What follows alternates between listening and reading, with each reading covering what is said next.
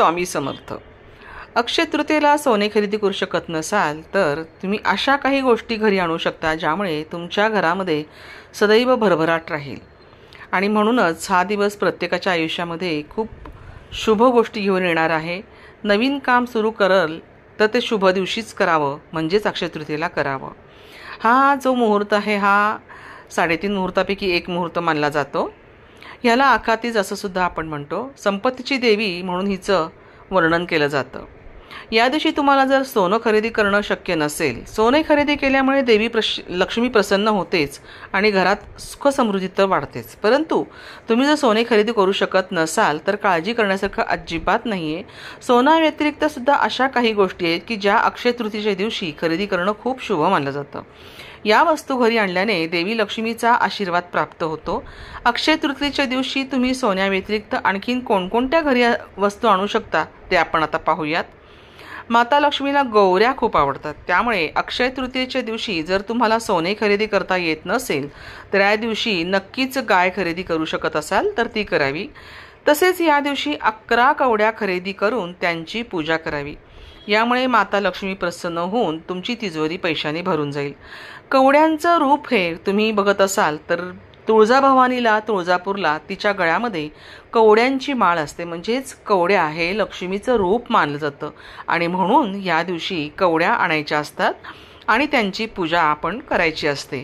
त्यामुळे घरामध्ये लक्ष्मीचं वास्तव्य सतत राहतं आणि आपली घरातली जी तिजोरी असते ती धनाने म्हणजेच पैशाने भरभरून वाहू शकते, वाहते. इतकीही ताकद या कवड्यांच्या पूजेमध्ये आहे.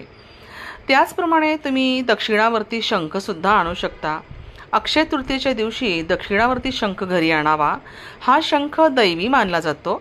दक्षिणावर्ती शंखाची पूजा केल्याने लक्ष्मी देवीचा विशेष आशीर्वाद मिळतो असंही म्हटलं जातं. पौराणिक कथेनुसार या शंखाची उत्पत्ती समुद्र मंथनातनं झालेली आहे. म्हणूनच याला देवी लक्ष्मीचा भाऊसुद्धा म्हटलं जातं आणि म्हणूनच घरामध्ये शंख ठेवल्याने लक्ष्मीचा वास असतो. त्याचप्रमाणे जर तुम्ही घरात सतत देव्हाऱ्यामध्ये जर तुमचा हा शंख असेल तर घरामध्ये सतत लक्ष्मीचा वास राहतो आणि भरभराट होत असते, धनधान्याची भरभराट होते. त्याचप्रमाणे संध्याकाळी दिवा लागणीच्या वेळेला किंवा सकाळी पूजेनंतर तुम्ही जर शंख वाजवला तर त्यामुळे तुमच्या घरातील नकारात्मक ऊर्जा ही ह्या शंखामुळे असेल तर ती बाहेर निघून जाते. कारण शंखध्वनीमध्ये एवढी ताकद आहे की तुमच्या घरामध्ये कोणतीही नकारात्मक ऊर्जा राहूच शकत नाही. शंखाचा आवाज झाल्याबरोबरच घरातली जी नकारात्मक ऊर्जा असते ती ताबडतोब तुमच्या घराला जिथून कुठे बाहेर जाण्याचा मार्ग असेल, मग ती खिडकी असेल, जाळीचा दरवाजा असेल किंवा मुख्य दरवाजा असेल, त्यातून ती नकारात्मक शक्ती किंवा इडापिडा जर असेल तर ती ताबडतोब घराच्या बाहेर निघून जाते असं मानलं जातं. तुमच्या माहितीकरता मी सांगते, मी माझ्या घरात रोज संध्याकाळी देवाला दिवा लावल्यानंतर संध्याकाळी 7 वाजता शंख वादन करते. 3 वेळा हा शंख आपल्याला जितक्या जास्तीत जास्त वेळ फुंकता येईल तितक्या जास्तीत जास्त वेळ तो आपण फुंकायचा आहे. म्हणजे घरातली नकारात्मक ऊर्जा जी असते ती ताबडतोब निघून जाते आणि दरवाजाच्या बाहेर आपण असं मानतो की महालक्ष्मी माता उभी असते.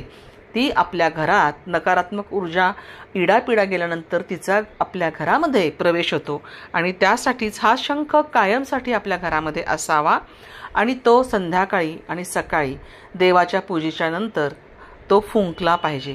आणि सकाळी जमत नसेल तर संध्याकाळी अवश्य तो फुंकावा, म्हणजे घरातली नकारात्मक ऊर्जा घराच्या बाहेर निघून जाते.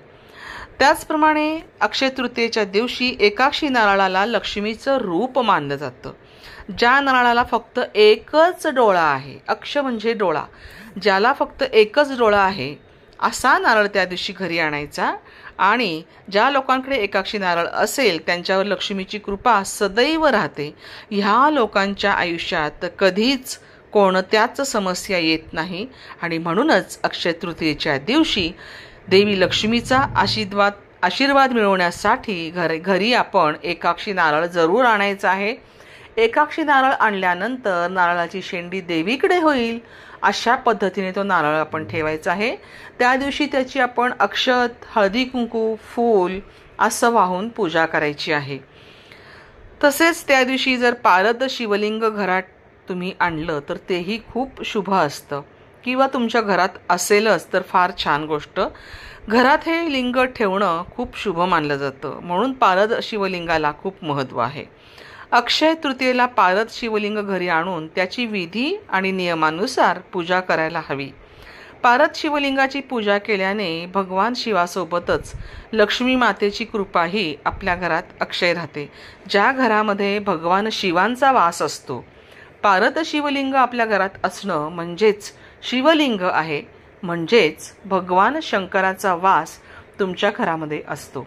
ज्या घरात भगवान शंकराचा वास सदैव असतो त्या घरामध्ये कशालाही मरण नसतं, अमरत्व असतं आणि शंकराचा आशीर्वाद त्या दिवशी सतत आपल्या घरावर राहतो. आणि सतत ते शिवलिंग आपल्या घरात असेल तर कायमच ते आशीर्वाद आपल्यासोबत असतात.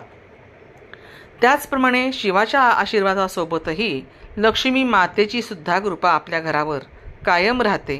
तिचे आशीर्वादही आपल्या घरात कायम राहतात आणि म्हणूनच पारद शिवलिंग घरात ठेवलं पाहिजे. ते घरात ठेवल्यामुळे माता लक्ष्मी आणि देव कुबेर यांचा कायम वास आपल्या घरामध्ये असतो. म्हणून पारद शिवलिंगाला अक्षय तृतीयेच्या दिवशी महत्त्व आहे. ते जर तुमच्या घरात नसेल तर ते तुम्ही अक्षय तृतीयेच्या दिवशी घेऊन या आणि त्या दिवशी विधिवत पूजा करून त्यांची तुमच्या देवघरामध्ये स्थापना करा आणि कायमसाठी ते शिवलिंग तुमच्या देव्हाऱ्यामध्ये असू दे. आणि म्हणूनच ह्या दिवशी घरामध्ये पारद शिवलिंग आणण्याचं खूप महत्त्व मानलं जातं. तर स्वामी भक्त हो, अशा पद्धतीने तुम्ही जर ह्या गोष्टी पाळल्या तर नक्कीच तुमच्या घरामध्ये माता लक्ष्मीचा, भगवान श्री विष्णूंचा, भगवान श्री शंकरांचा तसेच कुबेर देवतेचा सुद्धा वास कायम राहील, हे लक्षात ठेवा. तसेच तुम्हाला हा व्हिडिओ आवडला असल्यास लाईक करा, शेअर करा. तुम्ही जर नवीन असाल तर सबस्क्राईब जरूर करा आणि बेल आयकॉनवर क्लिक केल्यास तुम्हाला पुढील माहितीसह नवीन व्हिडिओ प्राप्त होईल.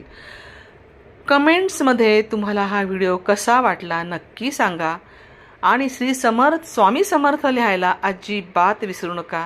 श्री स्वामी समर्थ एकदा लिहिण्याने सुद्धा महत्पुण्य प्राप्त होते. श्री स्वामी समर्थ.